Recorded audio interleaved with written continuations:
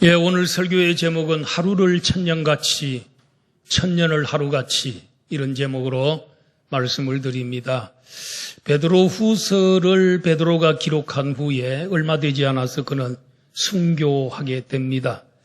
그는 이 베드로 후서를 쓰면서 그런 모든 것들을 예감하면서 성도들에게 혹은 교회들에게 가장 필요한 그 두 가지를 교훈하고 있습니다. 첫째로는 신령한 성품에 참여하라는 것입니다.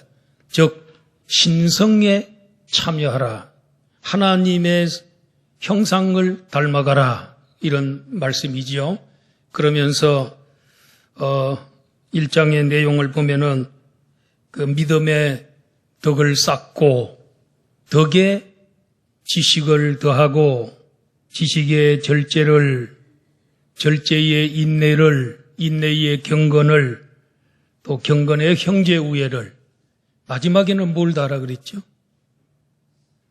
형제 우애 다음에 아가페, 그죠? 사랑을 더하라고 했으며 이 8가지, 이게 바로 하나님의 형상이며 또 우리 하나님의 성품에 참여하는 것이라고 할 수 있습니다. 성도는, 말세 성도는 신성한 성품에 참여하는 자가 되어야 합니다. 둘째로는 거짓 선생을 경계하라는 것입니다.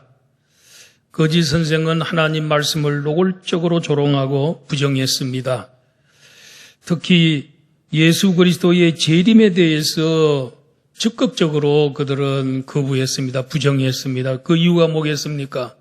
자기들이 너무너무 부정하게 살아가고 자기들이 너무 교만하게 살아갔는데 만약에 예수 그리스도의 재림이 있다면 재림하는 날에 그들이 말할 수 없는 심판을 받고 멸망을 당하기 때문에 두려워서 애써 그리스도의 재림을 부정하려고 하는 것입니다. 주의 재림을 기다리는 마지막 때에 성도들은 어떻게 살아야 할까요? 첫째로는 참된 성도는 말씀을 기억하면서 살아야 한다는 것입니다. 베드로는 이 베드로 후서 2번째 편지, 베드로 전서에 이어서 베드로 저 후서를 기록한 목적이 하나님의 말씀을 생각하게 하고 기억나게 하려고 쓰고 있다라고 목적을 밝히고 있습니다.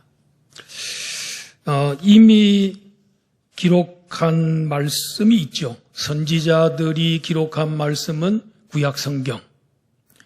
신약성경은 예수 그리스도가 사도들에게 전달하여 기록하게 한 것입니다.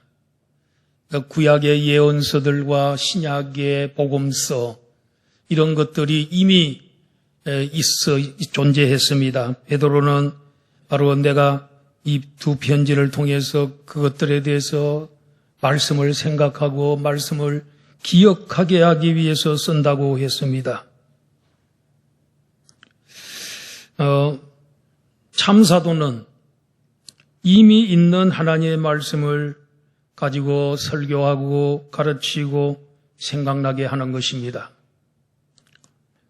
오늘날 우리 교역자들, 설교자들도 이미 정경으로 확정된 66권, 그걸 가지고 평생 설교하고 가르치고 읽고 묵상하고 전합니다. 언제까지 해야 되겠습니까?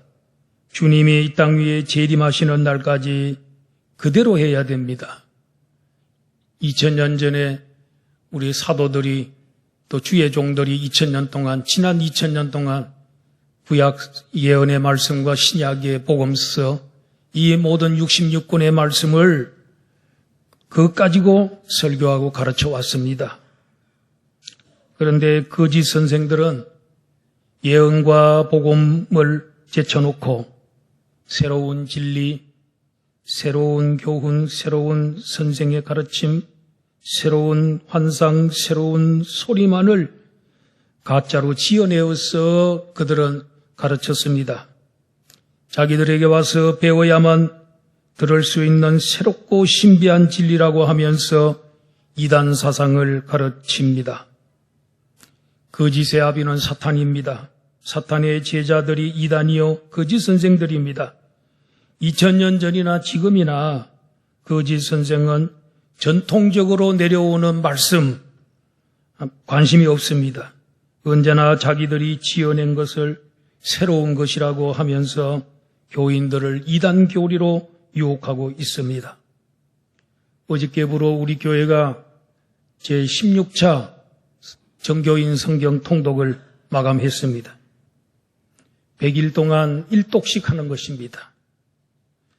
16독을 했으니까 여러분 1년에 3독씩 그러면 3, 5, 15, 15독 5년 동안 5년 동안 성경을 읽은 겁니다. 언제 시작했습니까?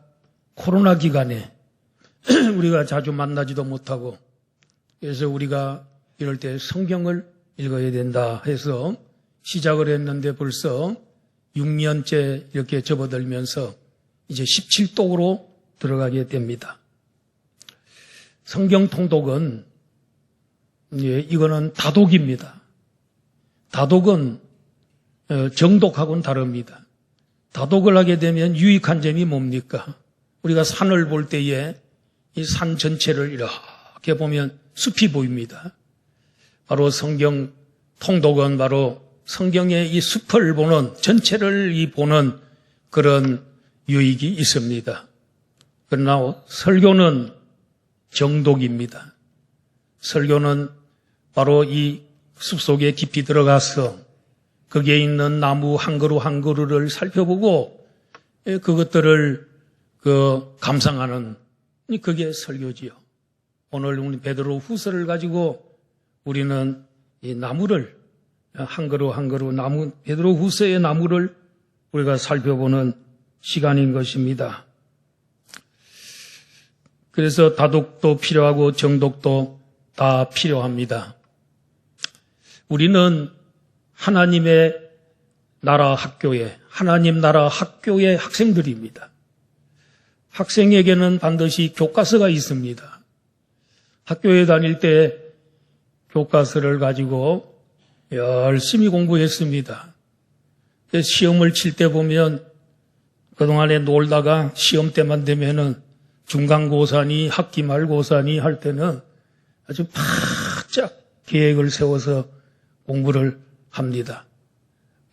교과서에 있는 내용을 다 독파하도록 거기다 외운다 그러면 무리가 있지만 그거 다 깊이 보고 다 완벽하게 준비했어요. 그러니까 성적이 아주 좋게 나오더라고요. 근데 그렇게 교과서에 충실하니까 중간고사도 잘 보고 학기말도 잘 보고 또 학교 상급학교에 올라갈 때도 잘 올라가고 대학도 잘 들어가고 그 외에 학문을 공부하는데 기초가 되고 큰 도움이 됐습니다. 목회하는데도 큰 도움이 됐습니다. 교과서가 중요하다는 겁니다. 그런데 학생이 교과서를 가지고 다니는데 읽지도 않고 선생의 가르침을 듣지도 않으면 졸업할 때 교과서는 졸업 일수를 채웠기에 졸업했지만은 학생의 실력은 졸업한 것이 아닙니다. 교과서 내용을 모르는 학생이 3년 개근상을 받기도 하고 졸업장을 받아도 실력은 없는 겁니다. 우리가 교회 다니면서 하나님 나라 학교의 학생들입니다. 우리 교과서가 성경입니다. 평생 동안.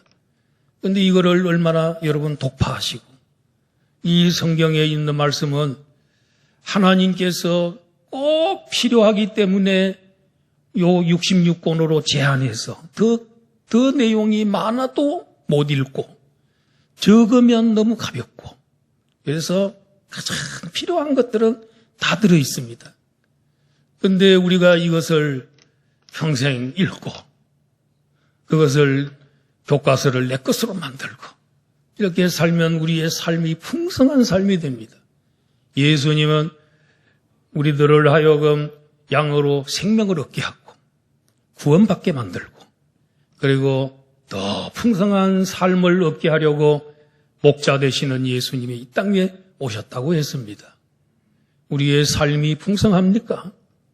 우리가 몰라가지고 우리 하나님이 우리에게 약속한 복들을 다 누리지 못하고 어려운 일 당할 때 우리 하나님 말씀을 몰라가지고 흔들리고 방황하고 또 한동안 교회를 떠나고 이런 일은 얼마나 큰 손해입니까? 우리가 이 교과서 이거 충실하게 이번에 여러분 17차 들어갈 때는 우리 이 전 교인들이 그동안에는 뭐 몇백 명이 들어왔는데 갈수록 이제 올해 이번에 16차 보니까 조금 떨어졌더라고요. 아, 그래 안 되겠다.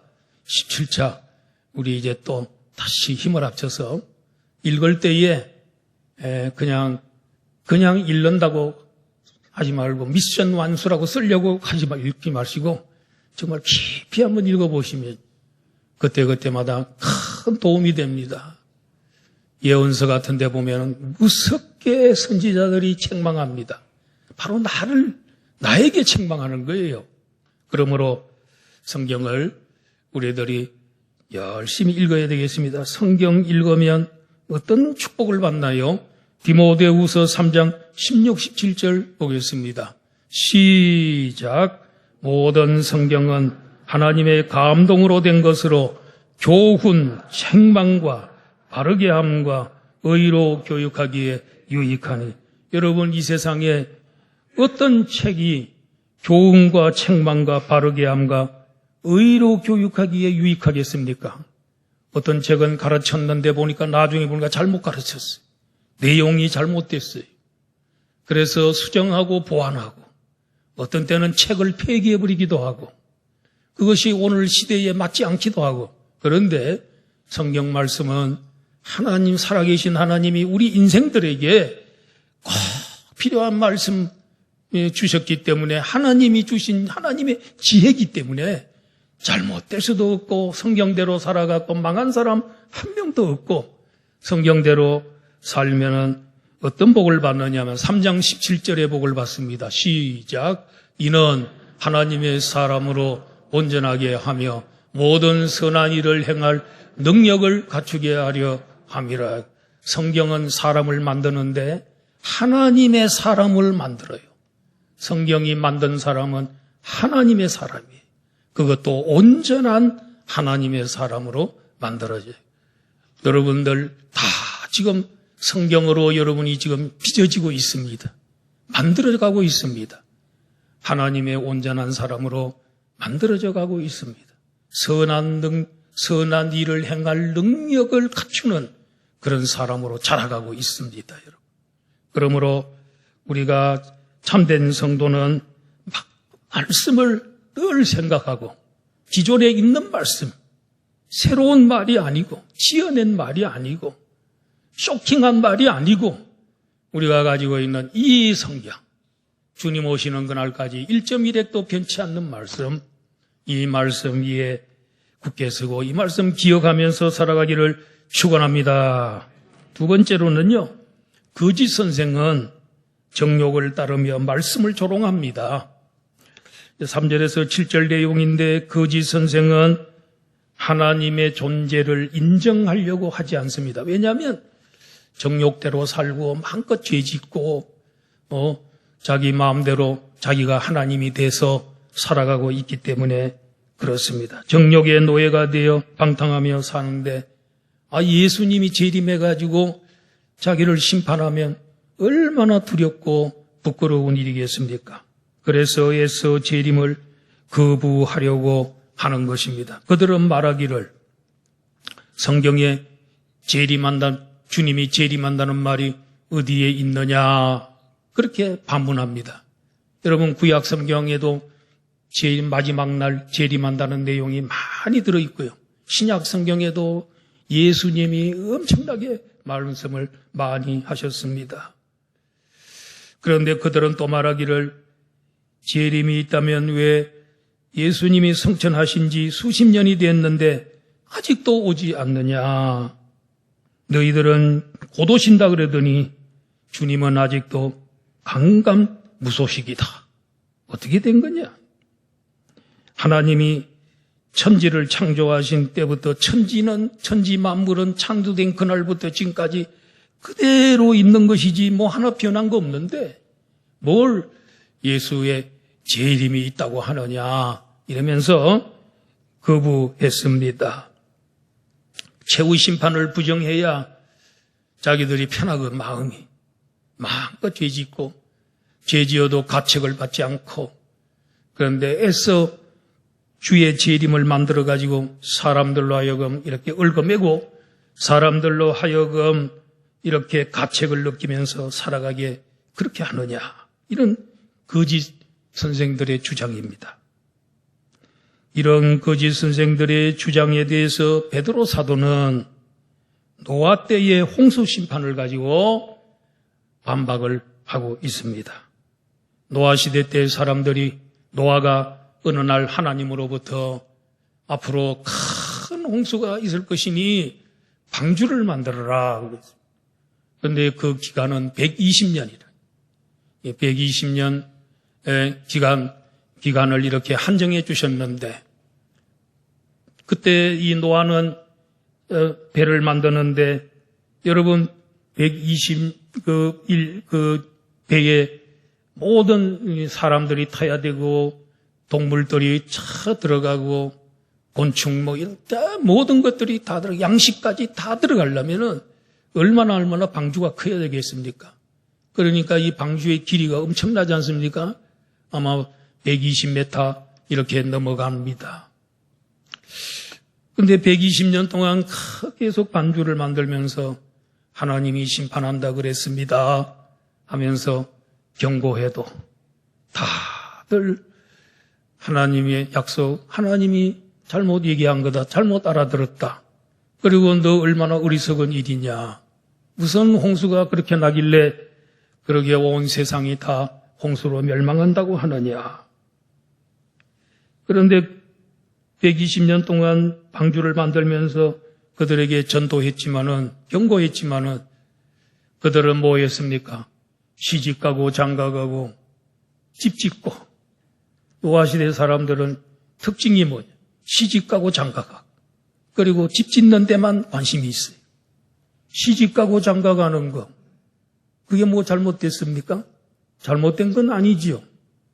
그런데 시집가는데 너무너무 그것에 신경을 많이 쓰고 시집가는 거 그거에 막 완전히 빠져가지고 그것만 생각하고 장가가고 시집 또 가고 또 가고 장가 또 가고 또 가고 여러분 그리고 집을 짓는데 또 짓고 또 짓고 그래서 한 채만 가지고 있는 게 아니라 두 채, 세 채 그냥 어떤 틈만 넘은 집 짓고 확장하고 그렇게 한다는 거.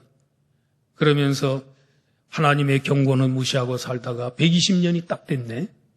드디어 하나님의 홍수로 이 세상에 있는 사람들 다 죽었습니다. 노아의 8명 가족 방주에 들어간 사람만 살아나고 나머지 이 세상 인류는 다 멸망했습니다. 학자들에 의하면 그 수가 수십억 명이 된다 그럽니다. 다 죽었습니다. 이렇게 하나님의 경고를 받고 그 시간은 좀 걸렸지요. 좀 더디긴 했지만은 그러나 하나님의 심판은 반드시 옵니다. 드디어 온 세상을 물로서 심판해 버렸습니다. 베드로는 말하기를 그와 같이 좀 더딘 것 같지만은 그러나 이 세상이 지금까지 보존된 것은 주님이 마지막 날 재림하셔서 이 세상을 다 불러서 태우고 이 세상을 새롭게 하는 날이 오기 때문에 그 날을 위해서 보존되는 것이다. 그날에는 불로서 심판한다.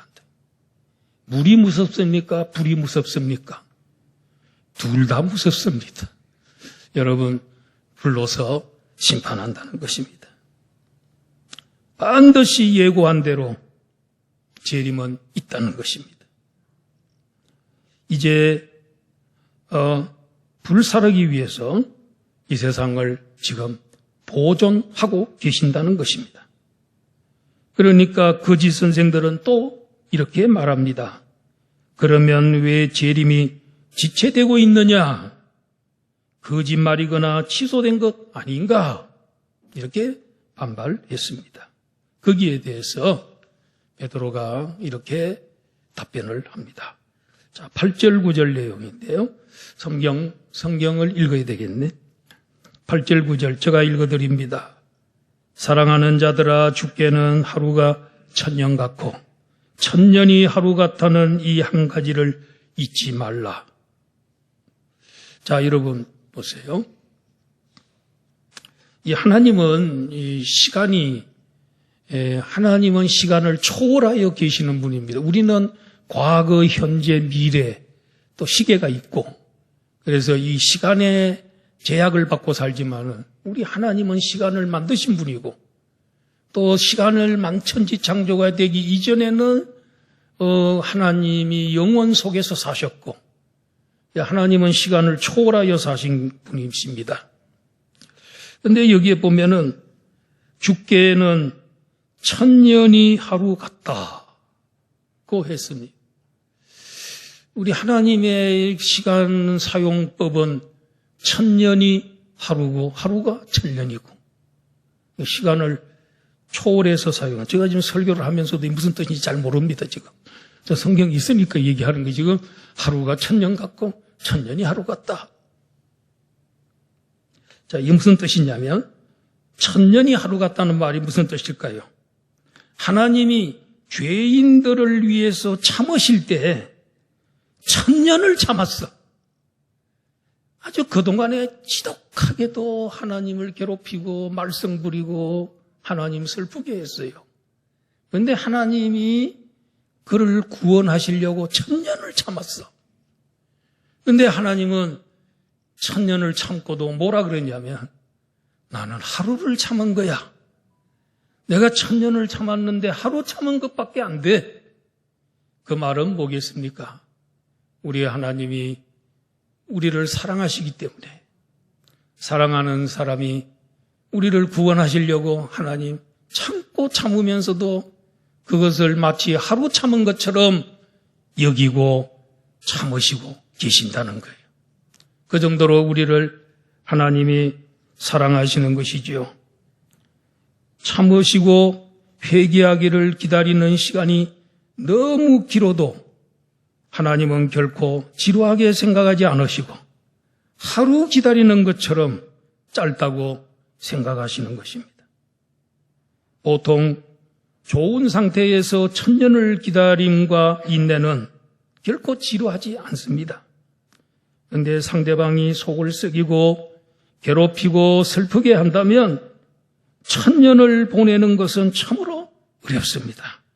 그런데 하나님은 천년을 참으시면서도 하루 참았다.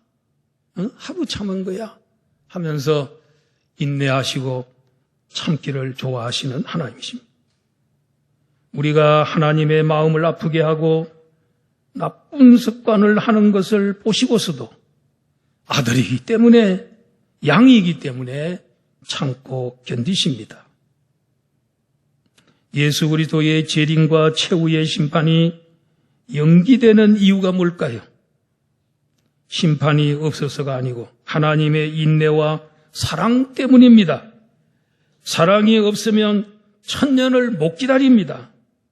우리는 때로 어떤 사람을 하나님이 당장 데려가시면 좋겠다고 생각하는데 하나님은 아니옵시다. 이렇게 말합니다. 우리가 하나님보다 앞서가는 것이 제일 큰 문제입니다. 하나님처럼 넓은 마음을 갖고 살아야 될 줄로 믿습니다. 요나는 아수르의 수도인 니느웨로 가서, 저 동쪽에 있죠. 동쪽에. 니느웨로 가서 회개하라고 외쳐라. 요나는 평소에 아수르 나라를 엄청 미워했습니다. 왜냐하면 침략하고 괴롭히는데 1등이거든. 이스라엘과 유다 얼마나 괴롭혔습니까? 그래서 분명히 내가 가서 회개하라고 외치면 그들이 회개할 거다. 하나님 그들을 용서해 줄 거다. 아, 내가 미워하는 적국이야. 내가 왜 가? 이래가지고는 반대편 지중해 배를 타고 저 스페인에 있는 어디입니까? 다시스라고 하는 스페인에 있는 도시로 그가 배를 타고 반대편으로 가고 있다가 풍랑 만나가지고 물고기 뱃속에 들어가 3일 동안 지옥 고통을 당하면서 죽을 뻔했죠. 그래서 하나님이 회개하니까 용서해 줘가지고 다시 니느웨 앞바다에 그를 토해내죠. 니느웨 성에 가가지고 회개를 외치는데 여러분 진짜 니느웨 성을 사랑했다면은 최소한 3일은 돌아야 됩니다. 근데 요나는요 싫은 거야. 그들이 회개하고 그래가지고 하루만 외치고 말아버렸어요. 그리고는 저 니느웨가 내려다 보이는 산중턱에 올라가가지고 거기에서 니느웨의 성읍을 내다보면서 하나님이 멸망시키나 안 시키나 보자 하고 보고 있는 거예요. 그런데 박넝쿨이 나게 되고 이 박넝쿨이 시원하게 햇빛을 가려줬는데 자고 나니까 박넝쿨에 벌레가 먹었어. 박넝쿨이 시들어버리니까 화가 나가지고 아니 이렇게 박넝쿨이 그렇게 어저께는 시원하더니 왜 죽었냐고 막 그러면서 하나님을 원망하고 내가 올라오지 말라 그랬는데 하나님이 또 보내가지고 여기에 오게 했다고 그러면 멸망시킨다고 했으면 빨리 멸망시켜야 되지 왜 하나님 안 시키고 그냥 날 고통당하게 박넝쿨마저도 나를 속썩이고 이러냐. 그러니까 하나님의 음성이 이제 들려오지 않습니까? 그래서 뭐라 그럽니까? 하나님이 이 니느웨의 성읍에는 12만 명의 좌우를 분별하지 못하는 사람이 살고 있다. 그리고 동물들도 가축도 있다.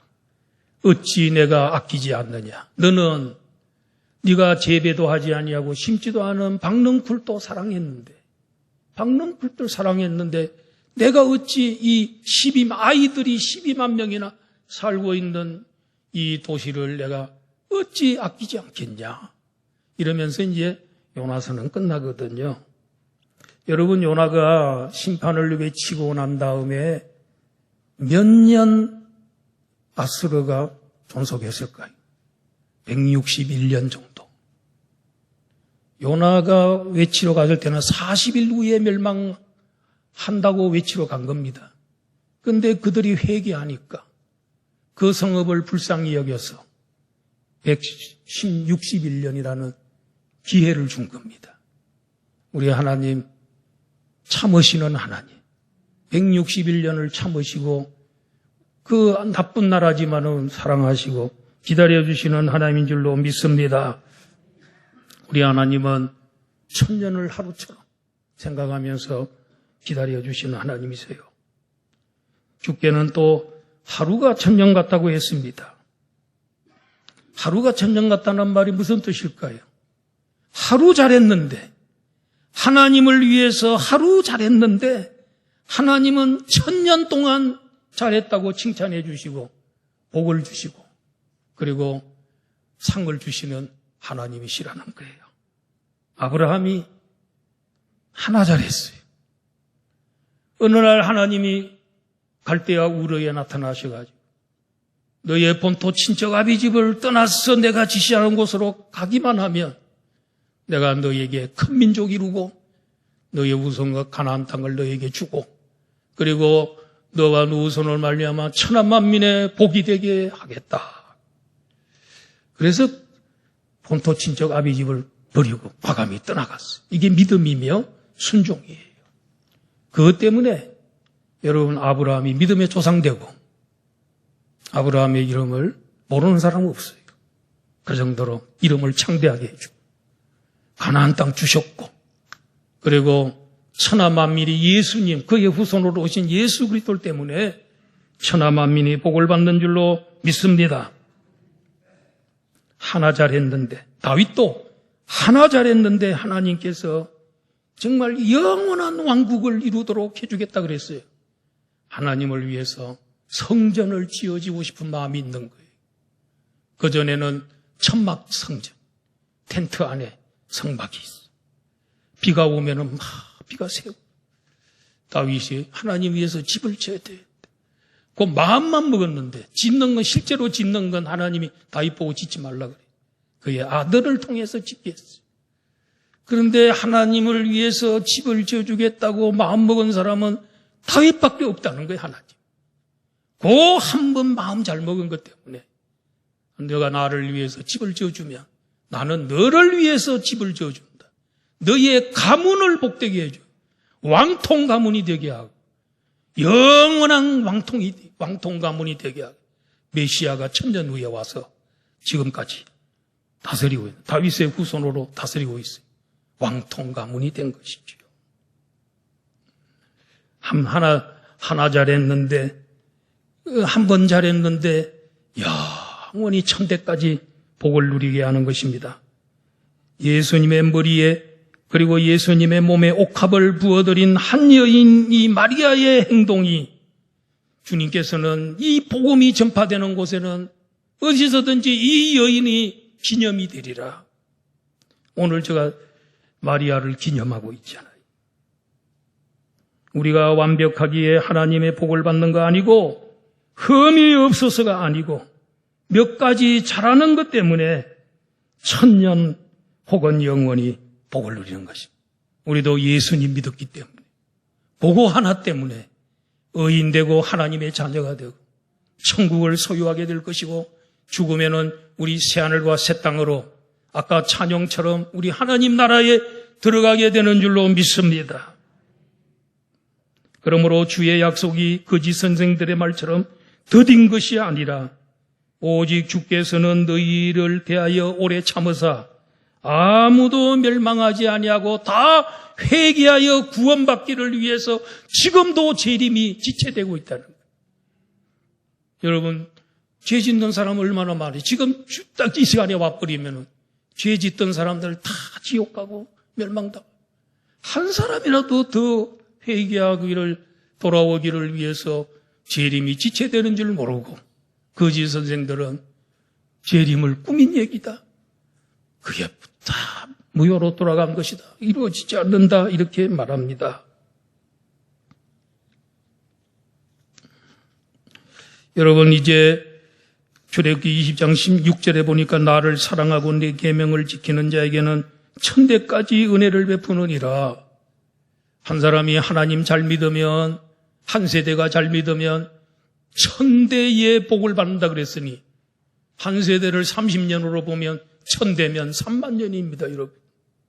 내가 한 사람 예수 잘 믿었는데 하나님은 우리 후손 참 3만 년 세월을 하나님께서 복을 주시고 은혜 주신다 그랬으니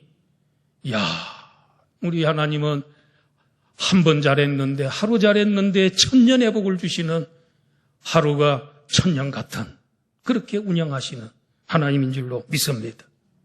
주의 재림은 반드시 있는 줄 믿습니다. 어느 날 주의 날이 도둑같이 온다 그랬습니다. 도둑같이 온다니까 훔치러 온다는 얘기가 아닙니다. 예고 없이 온다는 겁니다. 그러므로 항상 깨어 준비하고 있어야 합니다. 여러분 주님 재림하시는 날에 어떤 일이 벌어집니까? 하늘이 큰 소리로 떠나간다 그랬어요. 이 우주 그리고 천지 만물이 전부 심판받습니다. 이 모든 것들이 다 아담의 범죄 이후에 심판 아래 놓여 있는데 심판을 받네. 정말 얼마나 큰 소리가 나는지 사람들이 다 기절할 겁니다. 정말 견딜 수가 없는 그날이 옵니다. 그리고 물질이 뜨거운 불에 풀어지고 원소, 물질의 가장 작은 단위가 이제 원소라 그러는데 지금은 원소보다도 더 작은 게 뭐 있다 그러는데 양자가 있고 뭐 그러는데 이 모든 것이 다 불에 타서 없어진다는 말은 모든 것들이 정화되고 모든 것들이 썩어짐의 종로로 탄 데서 벗어나는 갱신의 역사가 일어날 것이다. 땅과 그 중에 있는 모든 일이 드러나리로다 숨길 수가 없어요. 모든 것들이 다 백일하에 드러나요. 숨어서 한 모든 일, 죄악, 죄짓는 나쁜 일, 모든 것들이 다 드러날 날이 온다는 거예요. 그날이 주님 재림하는 날인 것입니다. 그런데 이런 무서운 일이 벌어지는데도 불구하고 괜찮은 사람들이 있어요. 거룩한 행실과 경건한 사람들은 오히려 그 하나님의 날이 임하기를 바라보고 살고 간절히 사모하면서 산다는 것입니다. 여러분 어떠세요? 지금 내일 오늘 오후에 종말이 왔다. 주의 재림한다.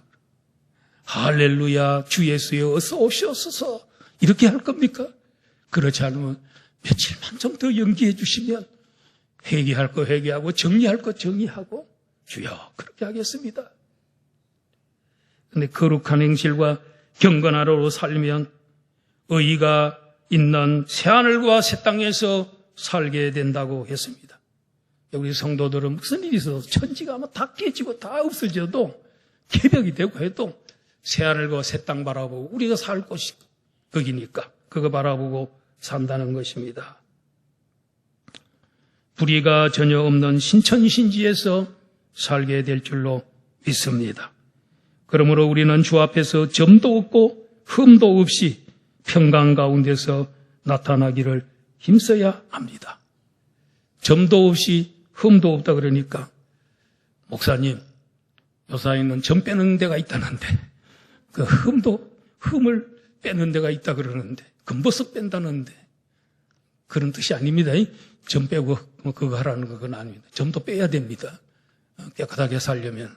그런데 어떻든 그런 일이 없이 거룩한 행실과 경건함으로 살아야 합니다. 베드로는 마지막으로 그를 아는 지식에서 자라가라. 그리스도의 은혜와 그를 아는 지식에서 자라가라. 베드로는 참 지식을 굉장히 강조해요. 신앙생활 하는데 알아야 된다. 예수님을 더 많이 알면 알수록 혜택이 더 되고. 그리고 마지막으로 사랑하는 자들아 주께는 하루가 1000년 같고 1000년이 하루 같다는 것을 잊지 말아라.